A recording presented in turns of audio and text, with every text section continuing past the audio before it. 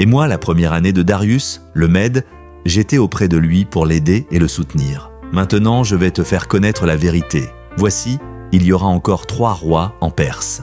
Le 4e amassera plus de richesses que tous les autres. Et quand il se sera fortifié par ses richesses, il soulèvera tout contre le royaume de Javan. Mais un roi vaillant se lèvera et il dominera avec une grande puissance et fera ce qu'il voudra. Et lorsqu'il se sera élevé, son royaume se brisera et sera divisé aux 4 vents des cieux. Il n'appartiendra pas à ses descendants et il ne sera pas aussi puissant que sous sa domination, car son royaume sera déchiré et il passera à d'autres qu'à eux.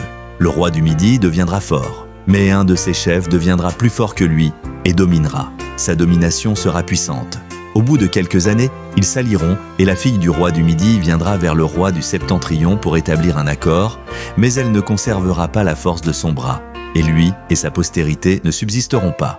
Elle sera livrée, elle et ceux qui l'auront amenée, son père et celui qui l'aura soutenu pendant un temps. Un rejeton de ses racines s'élèvera à sa place. Il viendra à l'armée, entrera dans les forteresses du roi du Septentrion, il en fera sa proie et il dominera. Il enlèvera même leurs dieux, leurs images de métal fondu et leurs objets précieux d'argent et d'or. Il les emmènera captifs en Égypte. Puis, il restera quelques années éloigné du roi du Septentrion. Celui-ci marchera contre le royaume du roi du Midi, mais il retournera dans son pays. Ses fils se mettront en campagne et rassembleront une multitude de troupes considérables.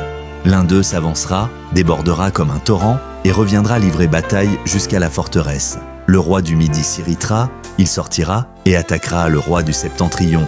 Il mettra sur pied une grande multitude et cette multitude sera livrée entre ses mains.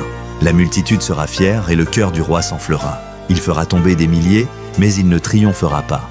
Car le roi du Septentrion reviendra, il mettra sur pied une multitude plus grande que la première. Et, au bout de quelques années, il s'avancera avec une grande armée et de grands moyens. En ce temps-là, plusieurs s'élèveront contre le roi du Midi, et des hommes violents parmi ton peuple se révolteront pour accomplir la vision, et ils succomberont. Le roi du Septentrion s'avancera, il élèvera des retranchements, et il s'emparera des villes fortes. Les troupes du Midi et l'élite du roi ne résisteront pas. Elles manqueront de force pour résister. Celui qui marchera contre lui fera ce qu'il voudra, et personne ne tiendra devant lui. Il s'arrêtera dans le plus beau des pays, exterminant tout ce qui tombera sous sa main. Il se proposera d'arriver avec toute la force de son royaume, et il conclura un traité avec le roi du Midi. Il lui donnera une femme pour la perdre, mais cela ne réussira pas, et elle ne sera pas pour lui. Le roi fera ce qu'il voudra. Il s'élèvera, il se glorifiera au-dessus de tous les dieux, et il dira des choses incroyables contre le Dieu des dieux.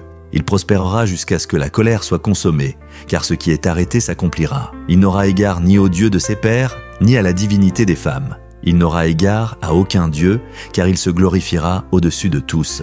Toutefois, il honorera le Dieu des forteresses. Avec de l'or, de l'argent, des pierres précieuses et des objets de prix, il honorera un Dieu que n'ont pas connu ses pères. C'est avec ce Dieu étranger qu'il agira contre les lieux les plus forts. Il comblera d'honneur ceux qui le reconnaîtront. Il leur donnera la domination sur beaucoup et il leur distribuera des terres pour récompense. Au temps de la fin, le roi du Midi se heurtera contre lui. Et le roi du Septentrion fondra sur lui comme une tempête, avec des chars et des cavaliers et avec de nombreux navires. Il s'avancera dans les terres, se répandra comme un torrent et débordera. Il entrera dans le plus beau des pays, et plusieurs succomberont. Mais Édom, Moab et les principaux des enfants d'Ammon seront délivrés de sa main. Il étendra sa main sur divers pays, et le pays d'Égypte n'échappera point. Il se rendra maître des trésors d'or et d'argent et de toutes les choses précieuses de l'Égypte. Les Libyens et les Éthiopiens seront à sa suite. Des nouvelles de l'Orient et du Septentrion viendront l'effrayer, et il partira avec une grande fureur pour détruire et exterminer des multitudes. Il dressera les tentes de son palais entre la mer et la montagne sainte et magnifique. Puis il arrivera à sa fin sans que personne lui soit en aide.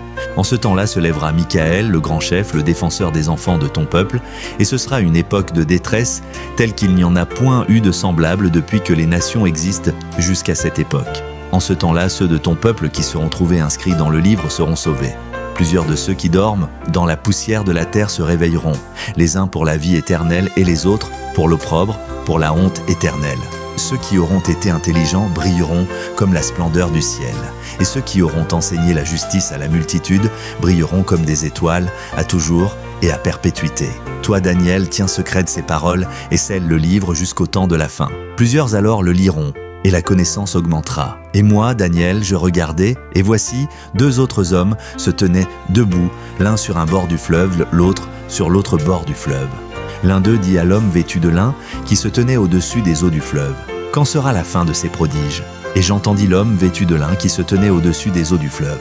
Il leva vers les cieux sa main droite et sa main gauche, et il jura par celui qui vit éternellement que ce sera dans un temps, des temps et la moitié d'un temps, et que toutes ces choses finiront quand la force du peuple saint sera entièrement brisée. J'entendis, mais je ne compris pas. Et je dis: « Mon Seigneur, quel sera l'aboutissement de ces choses ?» Il répondit: « Va, Daniel, car ces paroles seront tenues secrètes et scellées jusqu'au temps de la fin. Plusieurs seront purifiés, blanchis et épurés. Les méchants feront le mal, et aucun des méchants ne comprendra. Mais ceux qui auront de l'intelligence comprendront. Depuis le temps où cessera le sacrifice perpétuel et où sera dressée l'abomination du dévastateur, il y aura 1290 jours. Heureux celui qui attendra et qui arrivera jusqu'à 1335 jours. Et toi, marche vers ta fin. Tu te reposeras et tu seras debout pour ton héritage à la fin des jours.